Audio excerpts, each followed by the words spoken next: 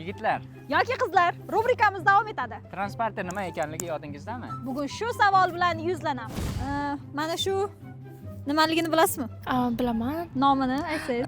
Geometriyada unaqa qilganmizdek nomni eslamayapman. Nimaligini eslay olasizmi? Maktab davrida ishlatgansiz. Lineyka aniq 180 gradusli. Aniq nomi esimda yo'q. Pultmetda. Gradus o'lchaydigan narsada. Nomi nima? Bilmayman. Nomi jazo gradusni 180 gradus. Burchaklar gradusdan o'lchardik-da. 3 burchaklarda hozir. Nomi nima edi? Hozir. One eternity later. Nima edi? Termometrmi? Yo'q. Nima? Termometrmidi? Ishlatganmiz shunaqa? Nimaga ishlatilardi? Nima uchun? Nima maqsad? Graduslar. Nimani gradus? Transportermi?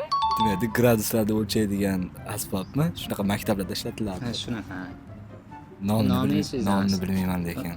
Transporter deyiladi. Tushunsan? Transporter unaqa. So'rovnomamiz yakunlandi, natijalar ma'lum va g'olib Qizlar.